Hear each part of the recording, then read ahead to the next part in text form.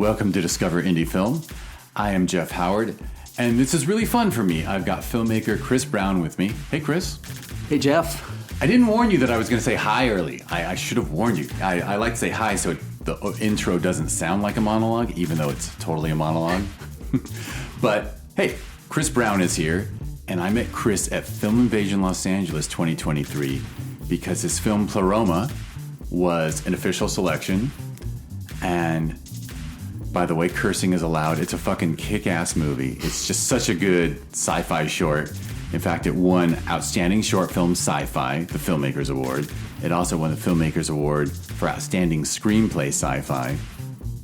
And I think you know this, but the Filmmakers Awards are decided by a jury of filmmakers who were official selections in past years, and very often award winners. So, like, that's an award from your peers, which I think means more. Like, people love the grand jury awards, but like, that's just like a bunch of people who've been around indie film too long and like involved in film festivals, whereas the filmmakers, like, those are your peers. So anyway, you got awards from your peers for your excellent film, and now here we are. We're just gonna talk about you and your career. The film can't be seen yet because you're still on the festival circuit. In fact, you want to say when your premiere is? The Los Angeles premiere will be around October 10th at Screamfest. And beyond that, it's screening at film festivals throughout North America and Europe. But yeah, I'll be keeping updates on my website on where you can check it out in the film festivals. And then eventually it will reach online, probably late fall, early winter of this year. And Screamfest, that's the horror festival? Yeah, that's a horror sort of like genre. Really well regarded, right? Yeah. It is known as the festival that broke the whole Paranormal Activity franchise. It's got a lot of clout. A lot of industry people that I know are very much aware of Screamfest, and it's sort of the pulse of what's coming up for either horror or thriller or sort of genre sci-fi type projects. So yeah, it's definitely a big film festival, and it screens on Hollywood Boulevard at the TCL Chinese Theater. For sure, which is a great theater.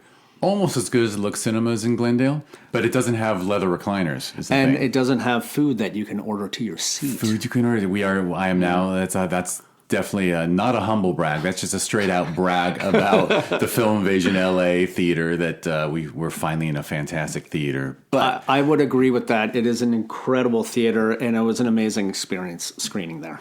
Absolutely, and we did.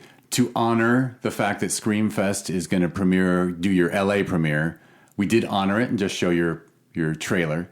But I'm familiar with the whole film because I watched it like a couple times. In fact, my brother is an automotive engineer and a big nerd, and his son, my nephew, is a freshman at Georgia Tech who wants to work on satellites. So when they were here and they were like, show us a movie, I showed them Pleroma because why not? Like, they're sci-fi nerds. Awesome. Did they like it? They loved it. Oh, they fantastic. Loved it. In fact, they loved it more than Solus. Not to knock Solus is amazing. But, Solus is the one that took... It was the in NASA your blog, one, right? Yeah, it's the one that took place on the space station. That was great. And, of course, they were like, it's so good. Yeah. But these nerds, my brother doesn't listen to this, so I can say this. Like, the accuracy nerd in him was like, there's never one astronaut alone on the space station. They're always in pairs. And I'm like, dude, it's a story. Mm-hmm. Go with it. Yeah. But anyway. All right, so people should fill that theater for Screamfest. Ideally, yeah. That'd be fantastic. I'm going to try to show up. Please do. And, now we can just talk about you. So you want to tell, by the way, I didn't bother saying that you work full time, right, as a digital artist. Yep. I'm a visual effects supervisor at Sony Pictures Animation currently, so that's my day job. And independent filmmaker in my spare time. Which is, I think I probably said it at the Q&A we did, but I'm like, a lot of the people with really solid careers at the studios, they use their spare time to go to Europe and shit. They don't make indie films in their spare time. So special golf clap for Chris for staying devoted to the arts, even in your spare time. Absolutely. Thank you. And of course, it's why the film looks amazing.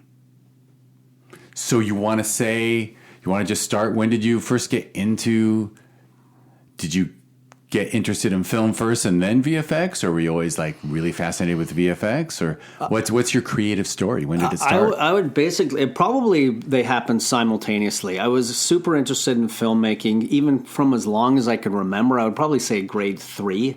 I remember my family had an old VHS Hi 8 camcorder that I would just play with all the time, and I would either shoot videos with friends and just try and enact our own creative ideas and movies. And also I was really interested in animation, in particular claymation. So I'd have plasticine figures that I would use stop motion animation to make them move.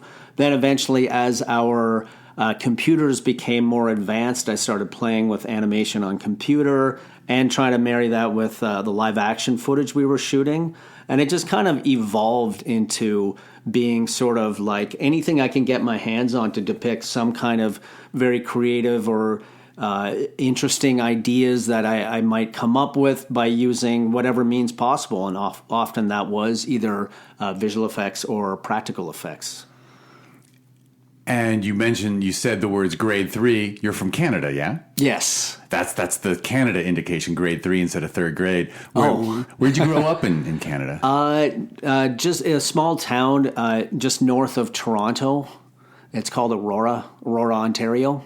So yeah, it's a small town, not a lot to do, a lot of snow, very cold. So this was something I really enjoyed doing to sort of entertain myself and have fun with friends. But it just grew into this sort of obsession, really, just to keep creating content. Right, and far enough from Toronto that whole Toronto television, like, because Toronto is like the home of TV production, right? And in Canada, like it's like where the CBC is based out of, right? So yeah, exactly. So, but you were far enough from that it wasn't like you grew up around production. No, it was very far from all of that. I really didn't have any sort of connections or associates or even just geographically close to any kind of film production. It was all just very sort of grassroots, coming up with what I can at the time. Which is cool, right? Because the way you were playing with a Hi 8 camera and whatnot, that's the perfect, I always think of it as there's pre-law, there's also pre-film school, right? Because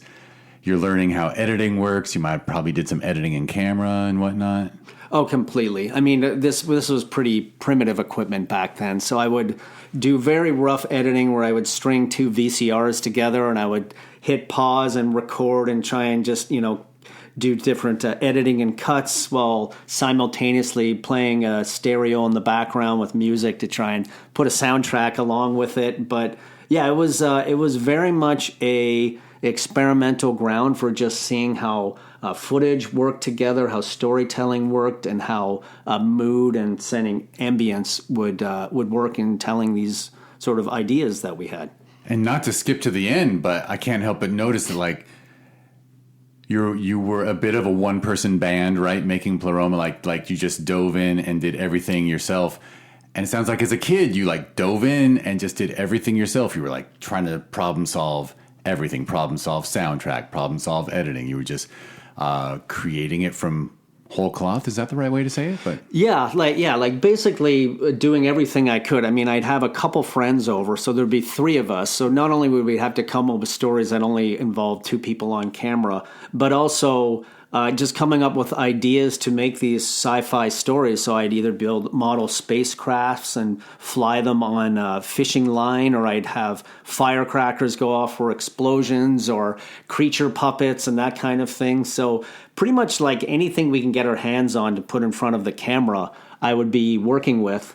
And that just grew into my fascination for trying to take on whatever my imagination could come up with.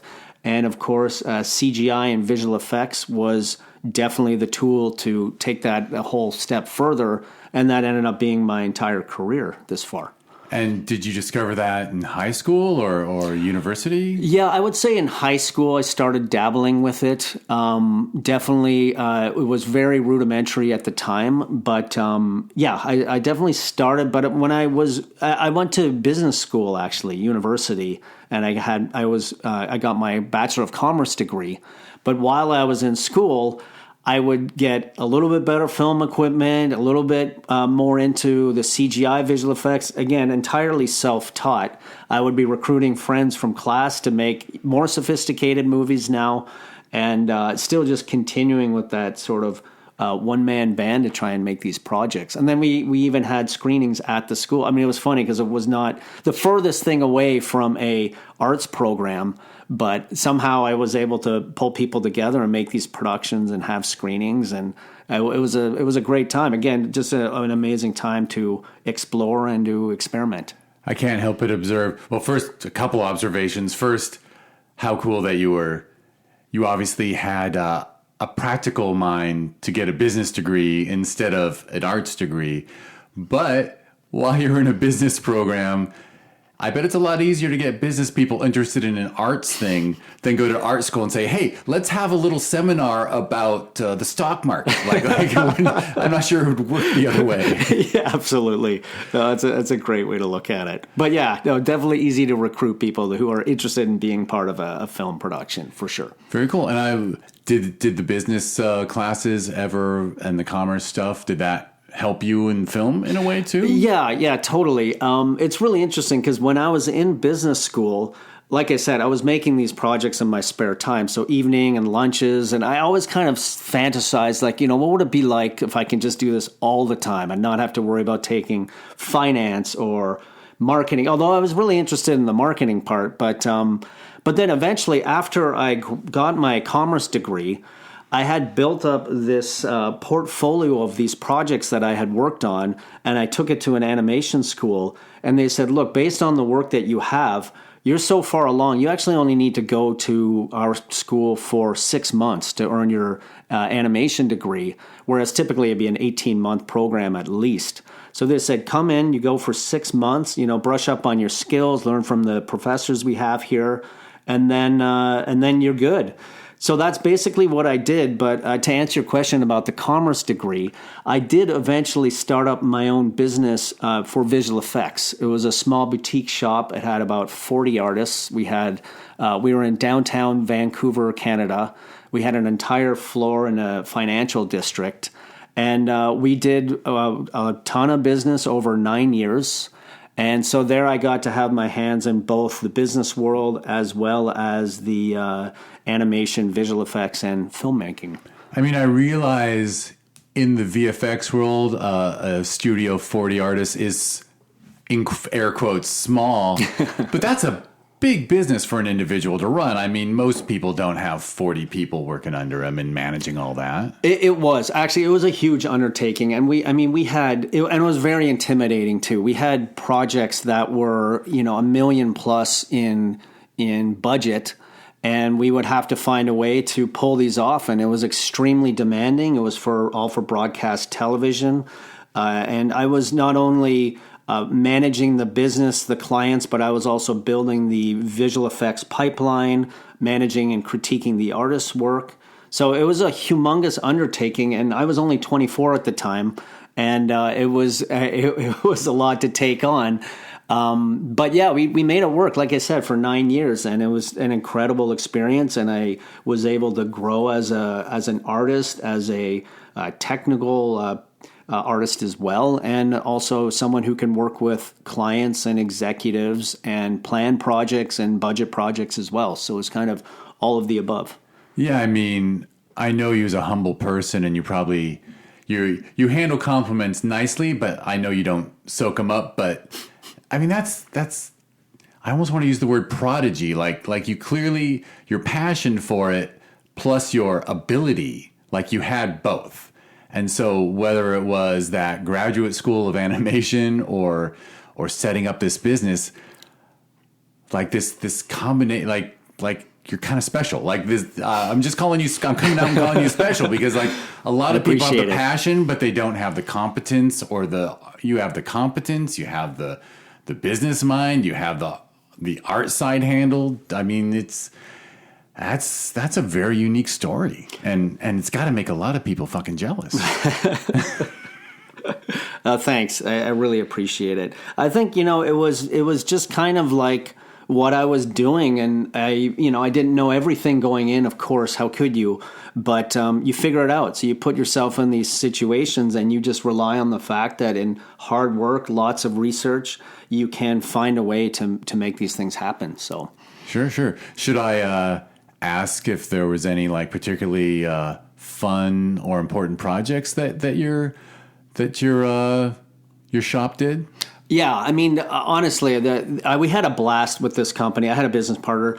But yeah, particular projects that stood out to me was we worked on this television commercial, and it was more of like a sort of a marketing campaign, and the advertising company just loved the work that we were doing so much that they had come back to us to come up with campaigns for their commercials. So this was an opportunity for myself to kind of get back into that short filmmaking. These were television commercials, but they were super fun. I got to direct it. I got to come up with the ideas, art directed as well as visual effects supervise them. They were live action productions. So it was just so great to be on a set with proper funding and, a big studio with green screen and just crank out these little projects that I was really proud of, and it was an incredible learning experience as well. So those were particularly special for me. We had other productions where I did get to direct a full animated series as well, which was super cool. Very like a ton of work, long hours, but again, like I just loved what I was doing. I just constantly had this fuel to just keep going because I was really doing what I loved, to be honest. For sure. And I guess the other question I should be asking is, were you writing up your creative side of creating things for yourself from scratch as well, or just creating things? Were you always doing that in the background too with your spare time, or was like running the business just way too much? Or I think like my sort of creative writing and that sort of thing, I was sort of doing pitch decks for studios as well. So we'd work with companies and then pitch them our ideas. A big part of that was the commercial work we did as well. But after a while, I did decide, like, look, instead of doing the client-based thing, I really wanted to add something additional to that. And that's where I went full-blown into script writing, a short film, entirely my own concept. Again, like you were mentioning, Jeff, the shooting, the directing, the visual effects, the editing, doing it all myself. And those would hit the film festival market as well. And as well use those as properties to try and sell as bigger productions, whether it be a feature or series or etc. Right, and I assume, well, you didn't even need a calling card at that point, did you? Because I'm sure your VFX shop had more than enough work to show potential clients. Definitely from a visual effects standpoint, but I think as a director or writer, especially a one that could come up with more than just commercials, I definitely think a calling card was something that would be good to have. And honestly, I mean, I had several reasons for making these productions. One, to have a calling card for my own vision, not one that's coming from a company. So my writing and design and look development aesthetic, as well as it was a great opportunity, again, for me to be involved hands-on with all aspects of a production, and also use this, again, to sell it as a bigger production. So it's sort of, there's so much work that goes into these that having these three very important things to me to get out of it made it all worthwhile, I mean. But I will say, like in animation school, I did create a short film that was about, it took place in the Victorian era, so think like Jack the Ripper type vibes, but it was about these mutant creatures that abducted people. And that was my first sort of quote-unquote very serious professional attempt at making a film, and outside of just having fun with friends. And that really started getting a lot of interest at the school. Like faculty was asking me for copies of it so they can show around. And then I decided to start submitting it into film festivals. And that was sort of my first experience of having my work accepted internationally at these festivals and professionally and doing talks about it. So that was like extremely validating for me that it's not just the craft of animation, but it's actually me as a filmmaker that has something to offer as well. For sure. And I mean, my observation is that your interest in VFX and animation probably stood out because, I mean, as someone who programs 2 film festivals and sees like 1,500 submissions a year, like animation really stands out because it's not like it's easy to get a couple people together and shoot them in a living room having a conversation. But when you see animation, particularly digital animation, but I guess all animation's digital these days pretty much. Every once in a while we get something hand-drawn and we're like, oh, that's so cool, or stop motion. But it's just really a delight, I think, to the human brain and to the eye to see the creativity of digital animation. I mean, there's a reason why Pixar is what Pixar is, right? Absolutely. It is a great like marriage of technical and artistic, and that is very much filmmaking. But I feel like it's almost to the nth degree with animation because there's so much technical requirements to get something so incredibly lifelike that you identify with it. So, I mean, there's just doing it, but also the patience and the time to keep working at it, to refine it, to improve it to a point where it is completely integrated with the, whether it be a live action environment that you're working with or be able to act and emote in a certain way that audiences can identify with it. Because these are inanimate objects that you're breathing life into. So it's such an interesting and enjoyable skill to have. It is pretty amazing. It is, and it certainly resonates with something. So you had this wonderful experience as a very young person. Well, I consider 20s young, of going around to festivals and stuff. So you continue with that, and then I do know you end up in LA. So what led to the Vancouver to LA switch, or was it just you were outgrowing life in Vancouver? Because by the way, editor's note, Vancouver is like one of my favorite cities on earth. My best friend of 48 years lives in Vancouver now. So, I mean, but I understand being drawn to LA. Yeah, I mean, I love Vancouver. It's like incredible. It's so beautiful there. It's just, it's an amazing place to live and even visit. What happened was, so I was running my company, and then eventually the big stock market crash hit of 2008, around 2008, and so advertising was drying up. There was no streamers at the time, like Netflix was probably still mailing DVDs to people. There was no like other broadcast, Hulu or anything like that. It was just traditional broadcast television that was our business and commercial work.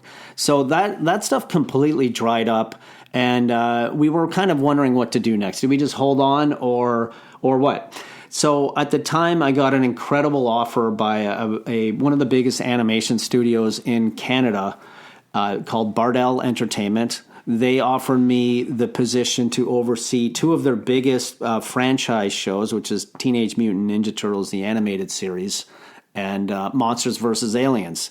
So I thought, okay, well, this is a big step up for me. Now I can not only supervise 40 artists, but 100 plus. So I decided to go for it, and I really loved the owners of the business. I got along great with them. I got to meet their team. And it was an incredible experience, and I eventually helped grow that studio from around 100 employees to 500 at 3 different studio locations. And we got an absolute ton of work in. We did a feature film. We did many animated series work as well. Had lots of visual effects content in it. I was involved with building the pipeline, the workflow, doing hands-on look development tests for clients that landed the gigs, and then building workflows on how to achieve that look for a humongous team of artists. And eventually we started working with DreamWorks, and after several years, I was approached to come down to LA and work directly for DreamWorks on one of their biggest shows at the time, They were recently purchased by NBC Universal, and they had this big animated series that still was very effects intensive for the Fast and Furious franchise. And they told me they really wanted someone who had a really strong filmmaking aesthetic. It wasn't just someone who could help run an animation studio or do the technical and the artistic, but they want someone who was a filmmaker who really understood cinematography, camera, lenses, and they had expressed a lot of interest in my independent film work, which they caught wind of while I was at Bardell. And they thought I would be great on the show. So I had an absolute blast. I moved down to LA. Just loved working on the productions I was involved with there. And then eventually I wound up where I'm at now, which is Sony. That's so cool. That it's nice to hear that people who were decision makers were aware that you want the complete package, right? You want somebody not just who's great at the effects thing, but understands storytelling, understands camera, understands the filmmaking side. Because that you can always tell, I think, as a viewer, as an audience member, if it's coming from a team that has a broader scope, or like, you can always tell when it's like, well, it looks great, but like they forgot to bother with the story or this or that. Totally. Yeah. Yeah. Wow, amazing. Fantastic. And, again, praise to you, man. That's it sounds like every step of the way I just love that your skill set was acknowledged and your talent was appreciated. And it brought you all the way down here with this and you ended up at Sony, who I didn't tell you this. My neighbor next door works at Sony for their oh no, he just left. I should shut up. So anyway, it's video game animation direction. Oh, yeah. Fantastic. Yeah. I should meet him sometime. I guess so. We'll walk over after this. Oh, awesome. No, I think he's probably I think he moved over to Electronic Arts. But anyhow, this isn't about my neighbor. Just an odd coincidence. Yeah, good to know. He was always like, you're going to buy Sony TV? I can get you a discount. So now I have to come to you for a discount. Sure.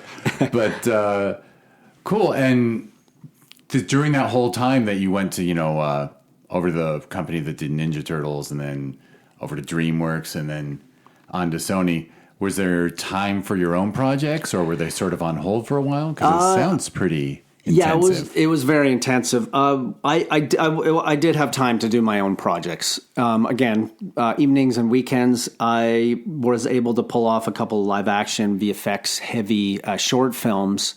And and now that I'm at Sony, I was able to do the same with my latest film, Pleroma. So still kept that going. So such passion. And your personal life can handle it, I guess. Yeah, I kind of see it as like when I have a very, wonderful personal life. It's not all filmmaking. I see it as, when most people are, I don't know, watching TV or just chilling out or reading, that's kind of my time where I'm very focused on the filmmaking aspect. So I kind of fill up that sort of idle time with filmmaking because it's a hobby of mine. So it's not only a hobby, a career, an interest, a passion. So it is like, I'm not going to say it's effortless, but it just comes very natural to me. If I'm sort of sitting around, let's say playing a video game, I will get tired of that very quickly and be thinking, I really want to start tinkering away at some of these CGI characters that I'm working on. So it's really that idle time that I fill with the filmmaking part. Excellent. I might as well target it on Pleroma now. And did that start at DreamWorks or did it start at Sony? When did the idea first? Oh no, you were up in Canada when it. I came up with the idea and I wrote the script when I was in Canada, but I actually started working on the project sort of at my tail end of DreamWorks. So during the pandemic is when I was really full tilt into production on that. And the story, I assume it's, well, actually, you tell me.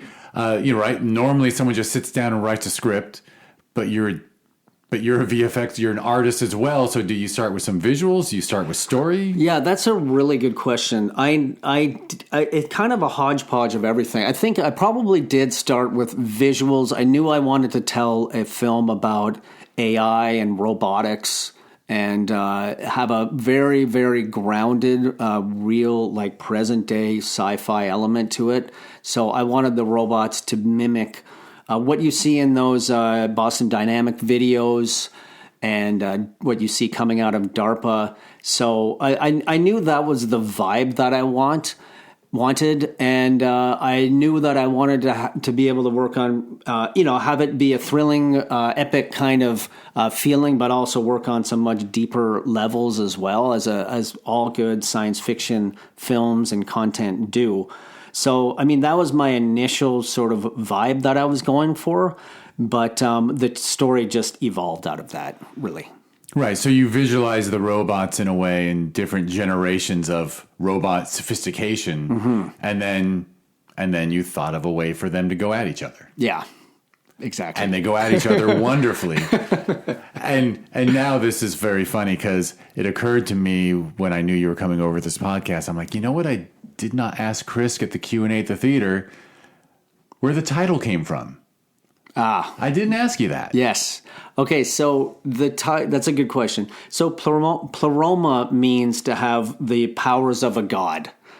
So really, is it a Greek word? I think so. It's got a Greek vibe. Yeah, it's got a Greek vibe to it. Anything Pele, right? Yeah. So so for the feature film script, the company is named Pleroma, but I thought it just fit well with the meaning of these creatures and what they're battling and stuff like that, and basically what this corporation is striving for. Right. So that's about the AI then. That's about the sort of divine powers of AI. Right. They've created a god that they can't control. Exactly. Yeah. Yeah. It's pretty. Wow. I'm so glad I said it that way. That sounded really good. You nailed it. that is the story. Yeah. Yeah. Basically, I mean, the idea is, and I've been doing research into AI and projecting how things could go into the future. So if I can go off on a little thought experiment here, which helped inform how I wanted to come up with this story. Right now with AI, it is very user driven. You tell the AI, I want to design me a frog in a canoe paddling down the river. It'll give you that.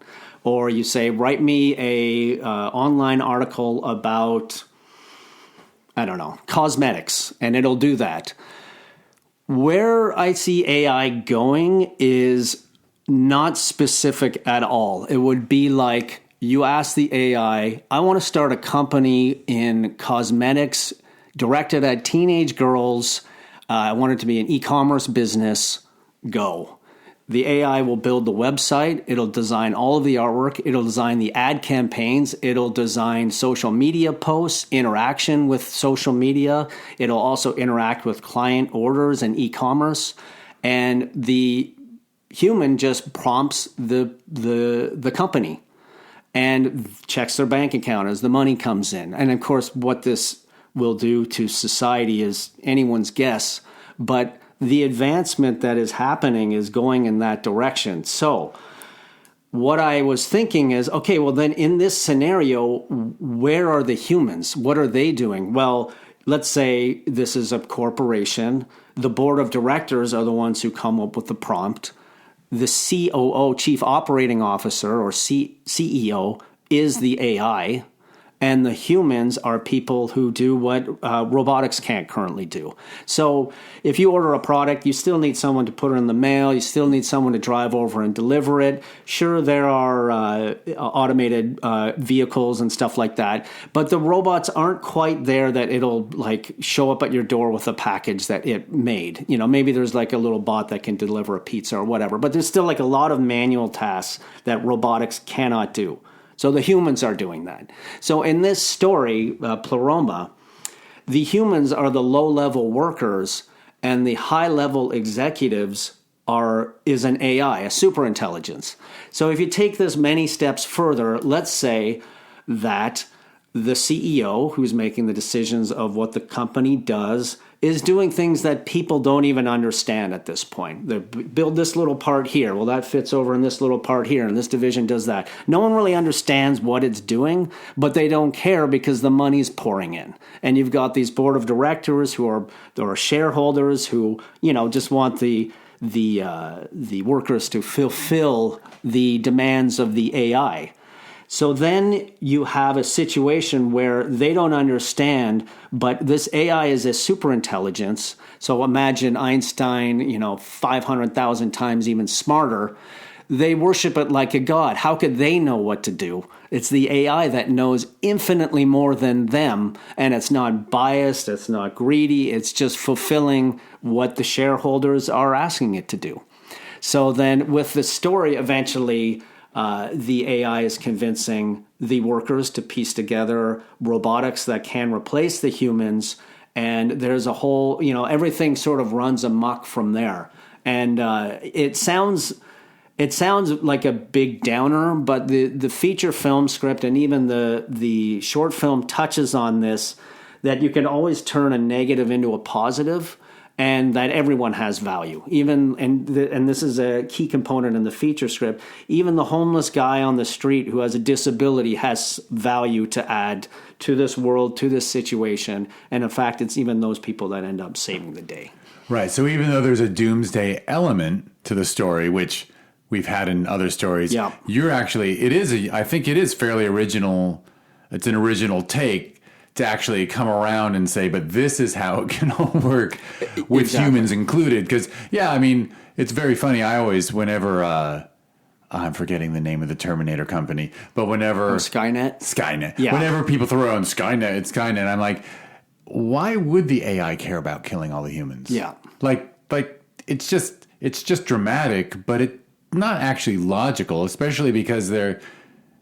even if like when you're talking about the general intelligence, once the AI can write its own algorithms and then you really are removing humans from the programming side and everything, which we're still needed for. Obviously, it's so funny. Everyone talks about, boy, you were really timely with the whole AI thing. Oh, I know. It's crazy. It's crazy how this. But to not see Chat GPT and the image AI websites and stuff that's human coded, like it's really just tools that people made. Exactly. Like, to me, it's not like there at no point in the feature or the short does it say the AI is conscious.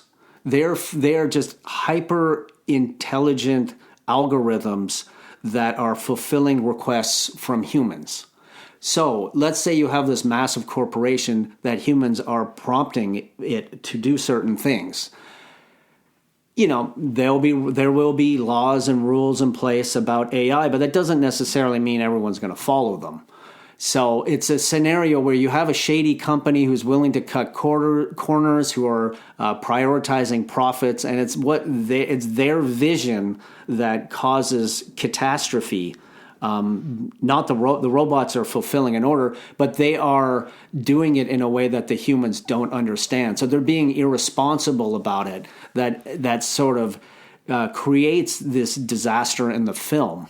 But it's not a Skynet thing where they just say, "Hey, we wake up, we're conscious, and now we want to be free." And we want to go to war with our creators. Yeah. No, it's more of a very sort of practical A to B kind of situation. And it checks out. And by the way, I'm going to back up because you mentioned an unhoused person being in your script and stuff. Mm-hmm. And in the short itself, in a way, the hero robot sort of arises almost as if he's the robot, the robot version of a homeless person. Basically, yeah. He comes out of just wreckage, garbage. He was a discarded prototype from a amateur robotics engineer who was unsuccessful. This thing was scrapped and turfed in the garbage, but it was built with a core that was its intent was to help people, and it comes out of the rubbish and it attempts to do that. Yeah. Its AI coding is protect humans. Yes. Yeah. And what a fairly wonderful analogy to make of, because we discard humans. So this is a discarded robot. Mm-hmm. I think you kind of nailed something there. Cool. Very cool. That was, yeah. And I imagine it took you a while. I think we did talk about it a bit at the festival, but obviously from idea to screen, how long does the short is about 6 minutes, right? 6 to 10 minutes. 6 to 10 minutes. 6 to roughly. 10. Okay, yeah, depending on which cut you watch. I have a director's cut that's a little longer. Oh, nice. Well, I might hit you up for that one. Yeah, absolutely. I think I saw the 6. Okay, yeah. So that is the trimmed down version. You were like, hey, I'm submitting to festivals. I might as well be right. The festivals do tend to like shorter content. They do, although as you notice at ours, it's like, you got a great 27-minute horror film. We're just going to show it. Oh yeah, if it's great, it's great, and they were great. I know it's every minute was worth it. Believe me, sometimes I'm like, oh man, why does this 32-minute thing have to be great? Because that's like a real challenge to program. But anyhow, not about me. So from idea to completion, you want to talk about how much work you put into this and how many computers you had running at once? Yeah, well, I made it entirely in my one-bedroom apartment at home at the time. I had 3 desktop computers pretty much running around the clock, so I would be animating or building some visual effects on one. Another would be caching for example, a pyro simulation, and then the third computer would be rendering a sequence. So. But you obviously, at some point, you had like a full script that you used as your guide, right? Oh, yeah, absolutely. Yeah, I wrote a full script before going Wrote a full script, and then, because, right, like, well, now I'm thinking in terms of, I can't separate reality from fiction now, because I'm thinking about the world of Pleroma, and I'm thinking about, but you, the human, would come up with an idea, like, you can't just, like, your computers aren't, you can't just say, okay, give me an explosion, like, you're actually putting in a whole bunch of effort before you hit render? Would be render? Yes. Yeah. So I'm just curious because I haven't been around VFX for a while. I actually used to be around VFX back in the practical days. Oh, nice. But I know, pretty weird back when everything had to be models and stuff. But like, does it take? I'm just curious. Like, does it take like a week of coding and planning and then you hit render, or is it like a couple hours and then you hit render and it runs for 36 hours? It's definitely not a couple hours, and it all depends on the complexity of the shot. I mean, some shots had dozens of explosions going off while a robot was running through it, dodging the explosions. So there are different phases to it. To animate a sequence, sometimes that could take, depending, it could, in 1 week, it can take you to animate, about 10 to 18 seconds worth of footage. That's just animating. On top of that, you have to light it in a photoreal manner that integrates and matches the background footage that you shot. And so that takes time. And then the pyrotechnic simulations, the explosions, that's also feeding a whole bunch of different dynamics and algorithms that can compute this type of explosions to go off, but still extremely artistically driven. So, I mean, that doesn't factor all the trials and errors either. So there's a lot of time to take. And then once all of it's rendered, you have to composite it together and integrate it into the background footage. So it could take weeks for one shot. But I was working on multiple shots at one time. So when one was rendering, I'd be onto a different shot. And then when that was simulating, I'd jump onto another thing. So I was pretty much multitasking between the 3 computers at all times. And then, funny aside, I guess, did you have to have your AC running full blast? Because like 3 computers pumping out heat in a 1-bedroom apartment. I was cranking the AC. I had multiple fans blasting at me. It was because that's like good. Computers get hot when they're running this stuff. Oh, completely. Yeah. Yeah, it's wild. I nearly fried one. Actually, I did fry one of them. Oh, one of them couldn't hold up. You gave it just more died. And more weight than it could carry. It was it's brutal. Right. So you were actually. Well, did you start with 3, or did you like start with 2, and then you're like, you know what? If I buy another computer, I can start cranking out more. Like you were rebuilding a shop. Exactly. Yeah. Like I started with 2 computers that I had already had, and they just weren't fast enough. Like I had had them for a few years, but I needed something that was pretty much state of the art that could get me through this, because I just didn't want the technology holding me back. It had to work for me for the production, so I needed things to work as fast as possible. So probably my biggest investment into the project was a state-of-the-art desktop computer. Desktop, right? PC, Windows. Yeah. And actually, I should ask, is there a couple software things I should add? Like, I don't know if it's After Effects or something else. No. So basically for compositing, I use Nuke. It's pretty industry standard for like the high-end visual effects work. Houdini for the pyrotechnic simulations. Maya for animating and rigging the characters. I used a software called Substance Painter for hand painting, surfacing, and textures, and a software called Meshroom. Actually, that not a lot of people know about. Meshroom is a free software created by Autodesk, and what it is great for is not only does it track the motion of handheld or any camera footage into a virtual camera, but it also uses photogrammetry. So what that is it uses the images and parallax to calculate three-dimensional terrain that your footage has been shot on. So by doing this simultaneously, you have a virtual camera and you have geometry from the environment that you can now place the character into, and you can integrate it in that environment in the sort of virtual sense, yet it all sort of works and integrates together. And another level of that is it also maps the footage onto this geometry, so you get the texture on that geometry as well. So that geometry can now add bounce lighting that helps integrate the CGI characters even more realistic.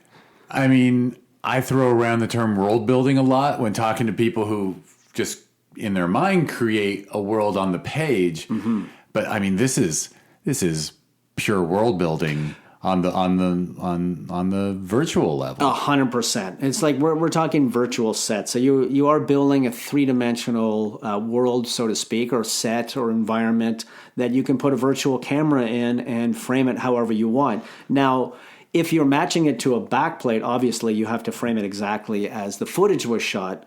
But what I had done, because I didn't have access to all the environments that I shot in all the time, so I actually did rebuild them virtually.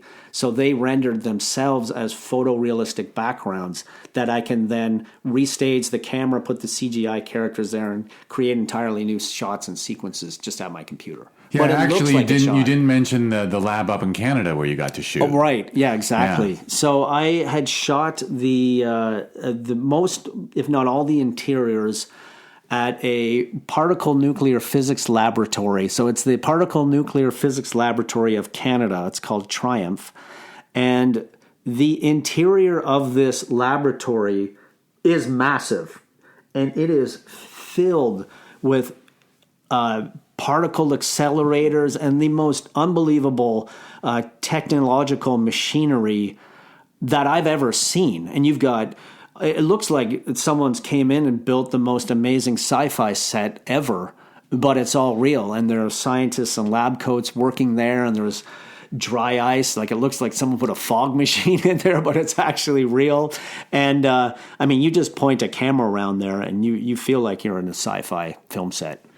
And did you already have Pleroma in your mind and working, and then you saw that set? Or set, I called it a set. You saw that lab? Or because you were at that lab working, doing work for them? Yeah, so going way back, when I ran my own animation and visual effects studio, this company, Triumph, had hired us. So they were a client for us to depict their particle simulations in CGI, so they can sort of critique the work that they're doing, so they can showcase the work that they're doing, because obviously it's very hard to understand or even visualize. But we were hired to depict that type of work in CGI. So I built a relationship with them. They were really happy with the work that we did. And I knew that just they allowed us to tour the plant, and it was such an incredible place. I knew I had to film something there. And like flash forward a decade later, if not more, and I'm like, oh my God, I have to go back. And for this robot film, this has to be my backdrop. So okay, so you had that lab in the back of your mind for a decade, and then you're like, okay, now's my time to call them up and say, hey, remember me? Yeah, exactly. And they did. They were, so their first response was, Categorically, no. Like, we never let anyone film here because, as you can imagine, everyone would want to film something there. And they say no because the proprietary nature of their equipment, how disruptive it would be for their scientists, and for many other reasons, for danger and liability factors. But I talked to them, I'm like, look, I'm kind of a one-man crew here. I have a couple actors. I come in with a camera. I can do a quick shoot. And they said, well, you know what? We really enjoyed working with you, so we'll do you a favor. We'll give you one day to come in, shoot everything you can, and then and you can use that for your film. So I was obviously thrilled, but a little stressed out to cram so much of that into a day. But I was able to do a hell of a lot in there, and then anything that I wasn't able to accomplish, I built as a virtual set replica of that environment that I can. Right, so you were able to take that real environment that you shot in with like a Red or something, I imagine, or just a Canon DSLR. DSLR. No, yeah, exactly, because who cares about the 10-minute limit or whatever, right? Yeah, right. Right. So, but a quality DSLR, and but then once you had that, you could recreate it digitally and do anything you wanted. Yeah, wow, that's amazing. Yeah. And then I always meant to ask, like, and then the exteriors, was that here at the Sepulveda Dam? Yes, yeah, it was. Yeah. And so it's a funny story. It's funny, when I first saw it, I am a native Valley boy. I've spent almost 55 years in the San Fernando Valley, except for about 15 I was away. So actually, yeah, your film looks like a local film to me because you use like the landmark visual thing like that Hollywood just keeps going back to. I know. Okay, so like I said, I was from Canada. I am from Canada. I've lived out here for 4.5, almost 5 years now. Now, keep in mind, 2 of those years was during the pandemic. So I didn't see a lot of LA. So during the pandemic, I went on a hike and I just stumbled across the most awesome looking location, the Sepulveda Dam, because it too looks like a sci-fi environment, but an exterior. And I thought, oh my God, this is incredible. I just have to use this for the film. Plus, it's very open, so there's a lot of space for robots to come in and fight each other and stuff like that. So I was thrilled. So I started shooting there, and then I posted a little thing online, check out how awesome this location is. I'm making my movie here. And then everyone replied saying, do you realize how many movies have been shot there? That is like the most iconic location. And then I felt like, oh no, because the last thing I wanted, or any filmmaker wants, is to be pulled out of a story and say, oh yeah, that was used in this other movie, or I recognize that. So it's kind of like, I was a little bummed out about it, especially because I thought I found this, special sort of treasure of place to film. But yeah, anyways, still love the spot. I felt like it worked really well. And did you just sneak over there with your DSLR? But run and gun style. Yeah, which you can. I mean, and by the way, for those who don't know it, it's funny to assume everyone in the world knows about the Sepulveda Dam, but it also has a post-apocalyptic feel, right? Mm-hmm. Because we say the words dam, it's for the LA River, which is like a trickle, and it's really because the San Fernando Valley flooded like crazy, I think, in the 50s. And so the Army Corps of Engineers came in and took our natural river and put it into concrete channel, and then it comes there. So when there is a big rain, homes don't get destroyed. But it's basically just like an empty cement basin full of weeds. Yeah. Almost all year. Yeah, and it just looks cool. It's concrete, it has a strange, interesting structure to it. You don't, at least for me, I don't look at it and think, damn. I just think this weird kind of just concrete, interesting looking structure. So I thought it really is. It really is. Yeah. So there you go. Your visual eye paid off, and no worries about whatever. I feel bad that people made you feel bad that you look at this amazing place, and I was like, they use it in Key and Peele, but yeah, exactly. But it's the best place in the world to have gangsters shoot at each other because there's nowhere to run. Yeah, there you go. Just got to keep shooting. But so that's cool. So that all came together, and so then so it's amazing, right? So I'm picturing you as the one-person band. Like, you were obviously, like, with your DSLR, you were also recreating action sequences there.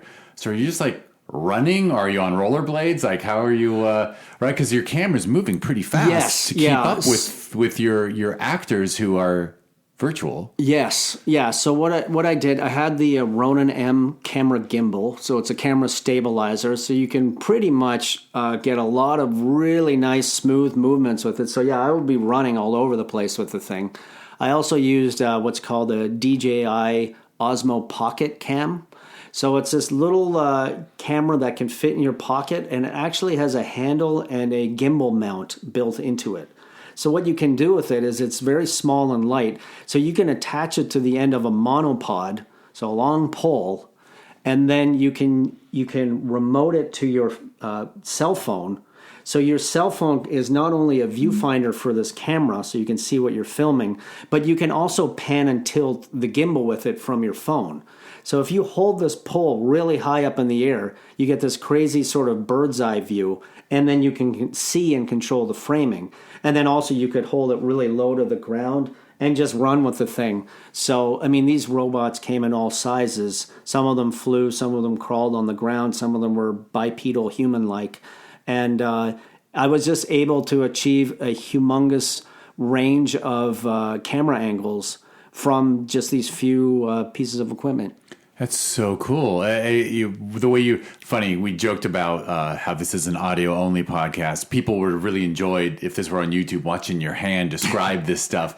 But that it sounds like you're able to it's the ground equivalent of a drone pilot, right? Because those drone pilots are controlling not just where the drone flies, but the camera panning, tilting, zooming in, zooming out. So was that a skill you had to practice a couple times? I did, yeah, definitely. And I also do fly drones, so I did have a drone as well. But those are for like the very high up aerial shots. And what I was able to do, which was super cool, is that photogrammetry technique that I described of literally rebuilding the environment virtually is from the perspective of a drone, you can really map out a humongous portion of your set. So having a aerial shot of a robot running in this environment, I was able to animate this camera swooping in down to ground level from aerial to achieve that shot virtually. And it was all based on photogrammetry that I built from the drone footage. So yeah. So this is a pithy comment, but I can't help it. If you ever do it again, you got it. I know it. You're doing this all by yourself.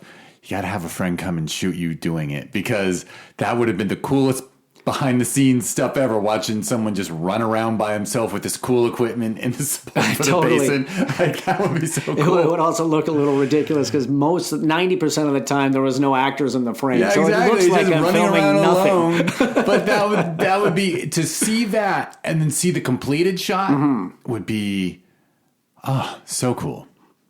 I can't help it. I can't help but want to see, because I have a couple friends who are VFX artists and stuff, and you'll see, like, when they do a logo, like I guess I shouldn't name, but like we'll do like a logo for like a country's anniversary, and like you'll see the different generations of all the layers that went into it.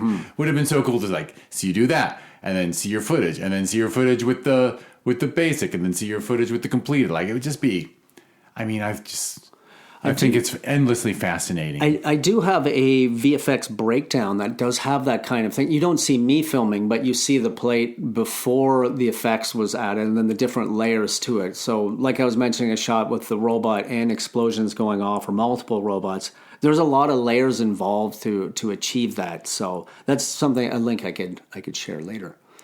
Yeah. No, I just wish you had the footage of the person who looks like they're having a nervous breakdown, running away from invisible robots. Yeah, totally.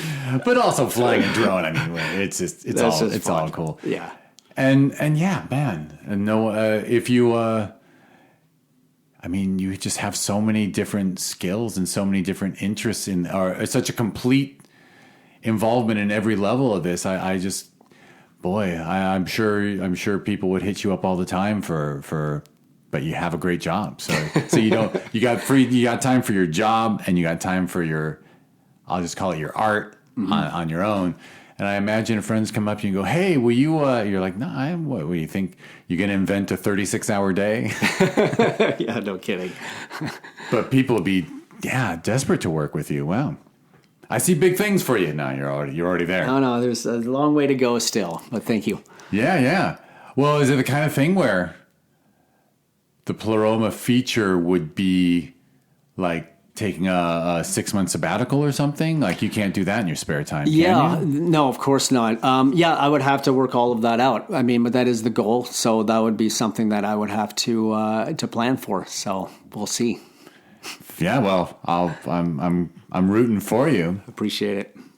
And since completing it, well, so when did you finish it? When did like does it take the discipline? Like obviously, like screenwriters, at some point you have to say, all right, I'm going to stop rewriting this. And like, is it hard for you as a VFX artist to say, all right, I'm not going to add any more little touches? Oh, that was really hard, especially when you have no specific deadline.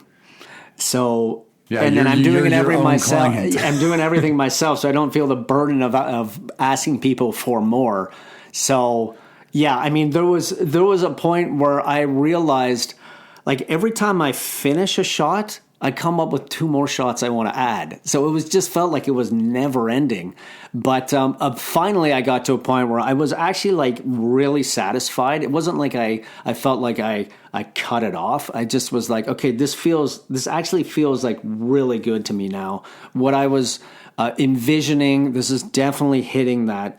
And then the fine tuning on top of that was probably more or less getting, and any artist should do this, and most do, I know. But the fine tuning came a lot from screening it in front of industry people that I've either worked with or I know personally. There was a VFX supervisor whose opinion I really trust.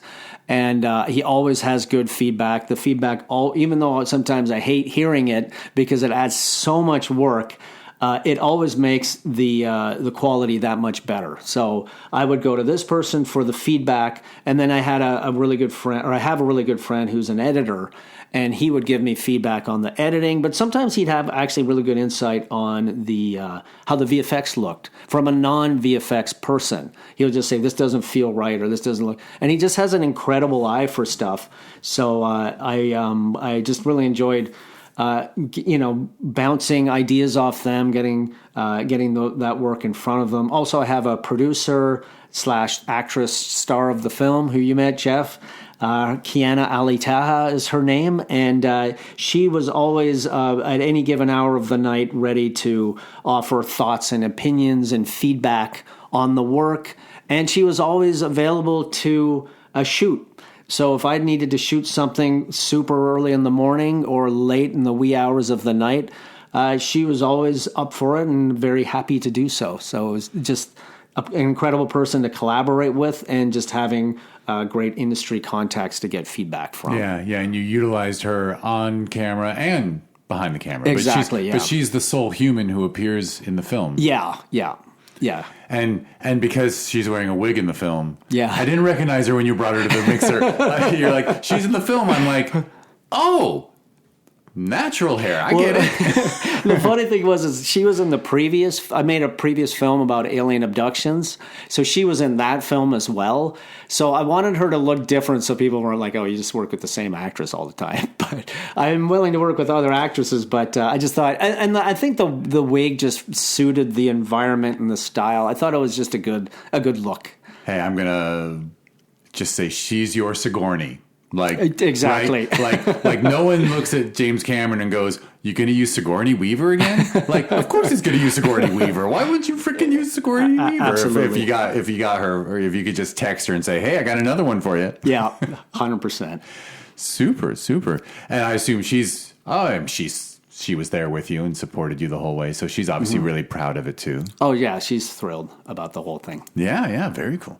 I know she's in this amazing film where she's the sole human. Exactly. And you're not going to recast her in the feature, I assume. So.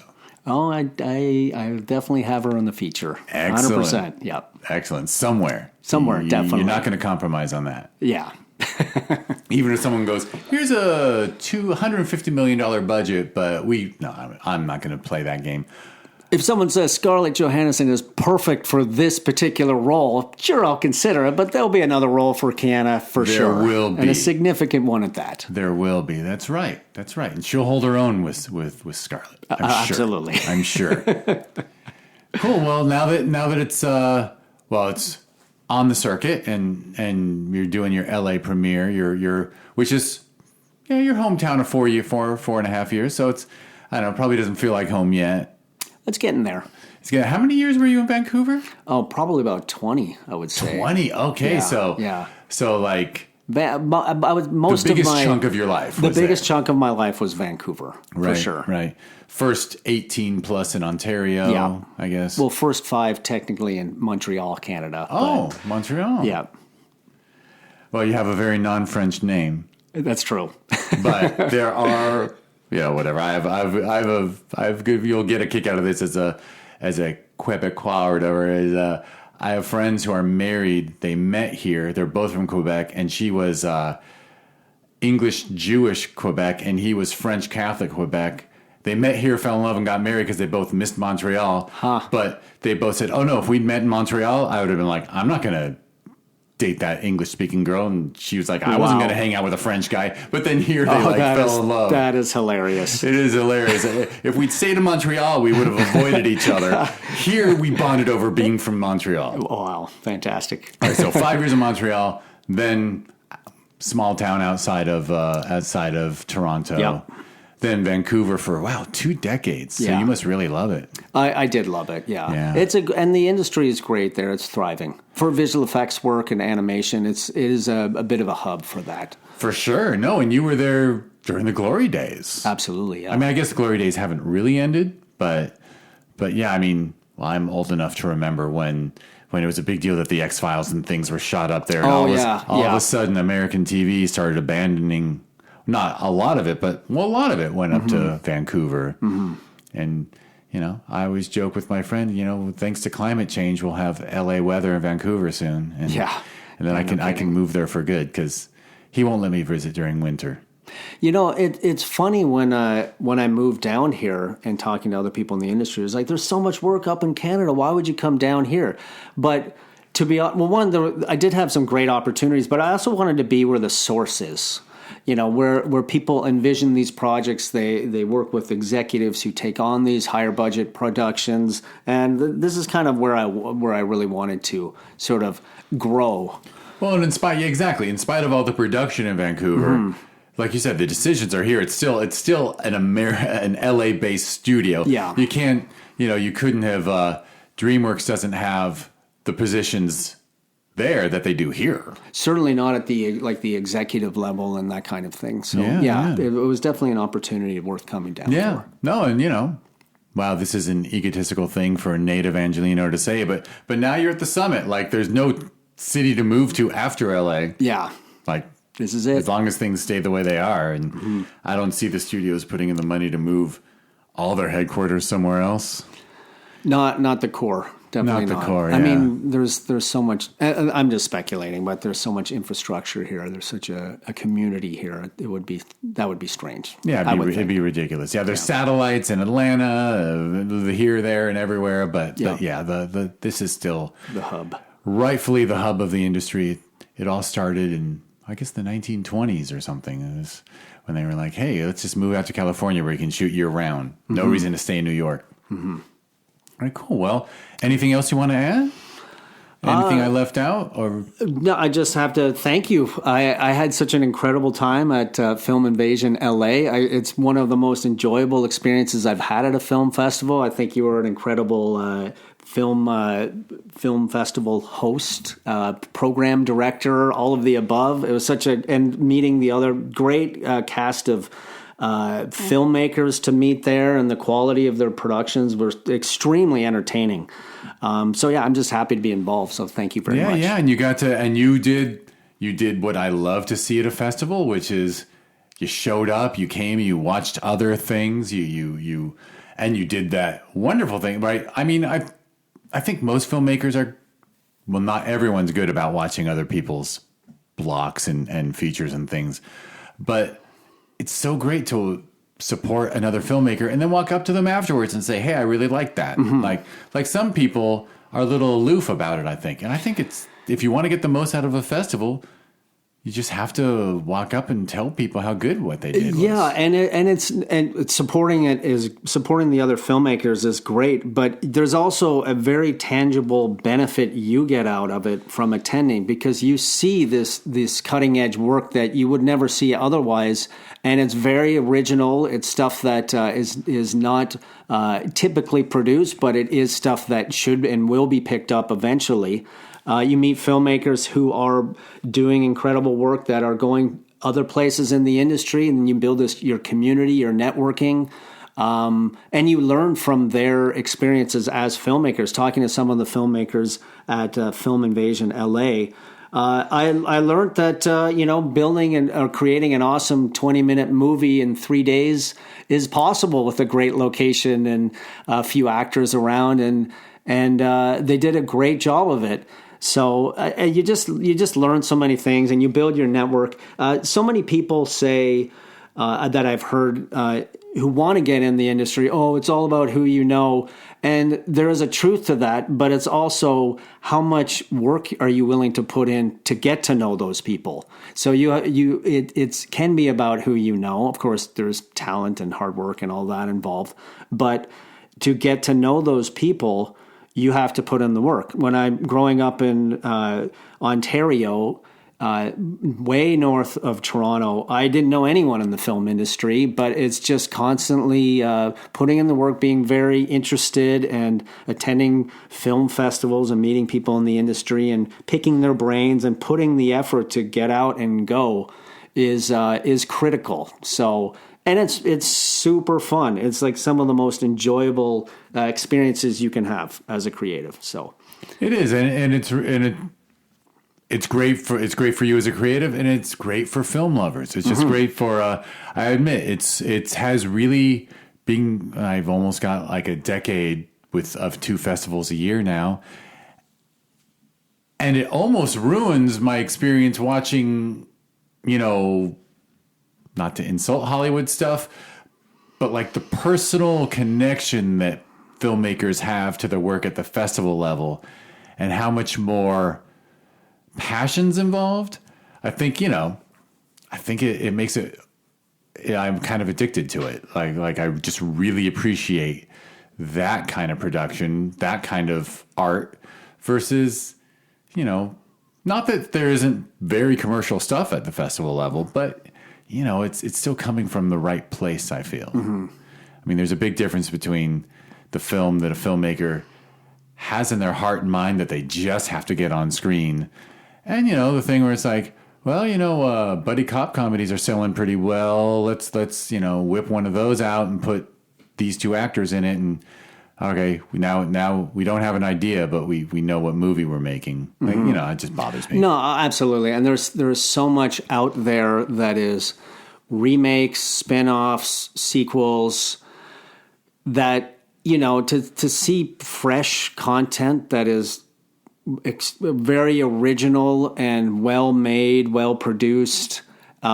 super interesting that you've never seen before, you get so much out of it. And I think, as audiences get fatigued with seeing the same type of productions, Hollywood's going to start looking for stuff that is more original.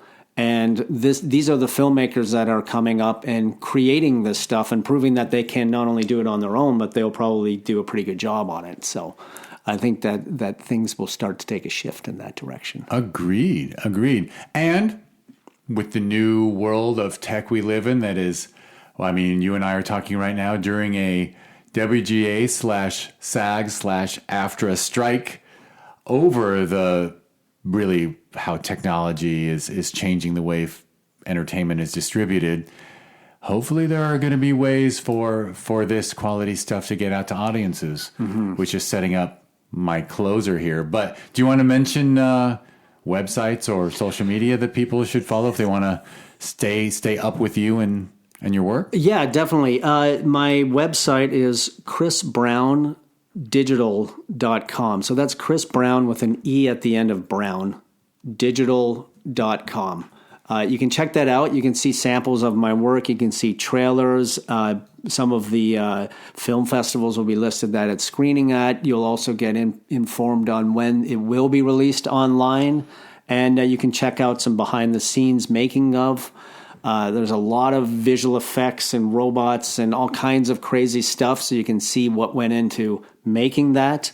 And then from there, you can reach out to me. There's links for LinkedIn. That's sort of my favorite of the social medias, but of course I'm on Facebook too. But reach out to me on LinkedIn. I love to hear stories of what other filmmakers are up to and to share ideas. So I would say that would probably be the place to go.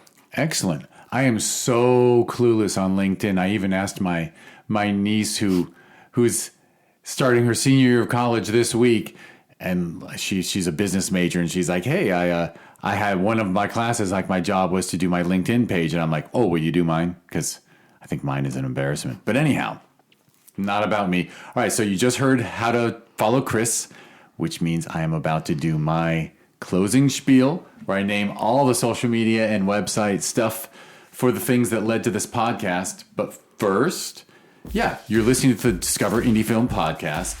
If you need to learn more or want to learn more, you go to discoverindiefilm.com. And on all the social media platforms, it's at DIFWins. And, this podcast did give birth to a TV series that's on Amazon Prime. So if you go to Amazon Prime Video hopefully on a big TV, don't watch movies on your phone. I mean, I say that a lot, but go to your Prime Video app on a big TV and type in Discover Indie Film. I believe it auto-completes once you get past Discover India. And enjoy. Right now there's 7 seasons. It's just a TV series. It's short films handpicked from the festival circuit. So knock on wood, someday maybe Pleroma will be on there. I don't know. No pressure. And I think I've said, and like and subscribe. And, if you want to be a really nice person, even watch the TV series and write a nice review on Amazon about it. Because, why not? Anyway, and Chris was kind enough to say things about Film Invasion Los Angeles. We hold that festival every June. And I am the festival runner, I guess. Used to call myself head programmer, but friends started calling me the festival runner. I'm like, I guess that's the right term. I don't know. So it is what it is. So anyway, you can learn about Film Invasion LA if you go to filminvasionla.com, and it's at Film Invasion LA on social media. And its sister festival that we hold in November is the Sherman Oaks Film Festival, and you can learn about that one at shermanoaksff.com, and it's at Sherman Oaks FF on social media. And the last thing to mention is, I don't know, because I love indie film, because I love the people who make them, I can't stop myself. So I was approached by a company that does smart TV apps, OTT. They kept hitting me up to do one for Discover Indie Film. I'm like, come on, man, it's a podcast. It's a TV series on Amazon Prime. Like, I'm not going to start a streaming service. And then I got the idea because I see so many films. So last year, or actually earlier this year, on 4/20, we launched TVHi, which you can learn about if you go to watchtvhi.com, and it's at watchtvhi on social media. On social media, it's watchtvhi. But actually, if you go to watchtvhi or watchtvhigh.com, both of those work online. And it's a new streaming service that's filled with great indie content. And it does have this little angle that it's called TVHi because a lot of it's meant to be watched if you're stoned, if you enjoy marijuana responsibly. I have friends in recovery, so I always mention you should be responsible. But by the way, like, all the films are great sober too. But anyway, so people can learn about that if they go to watchtvhi.com. In fact, if you use the code STREAM420, you get a free month trial instead of a free week trial. So, hey, I should come up with a unique one for the podcast so I know if anyone ever signs up from hearing this. But anyway, all right, that's the 4 things I'm supposed to mention. I don't think I'm supposed to mention anything else. Oh, I'm going to say right now while we're recording, make me take your picture as soon as we finish this. Because at the very top of my page in notes, it says take pic in a font that's 5 times larger than the rest. And I didn't take a pic. So I'm going to have to take your picture with me. And Chris Browne, thanks so much. Thank you, Jeff. Pleasure to be here. And when this one finishes, we're going to record your 4 questions. And yeah, excellent. Thank you, everyone, for listening.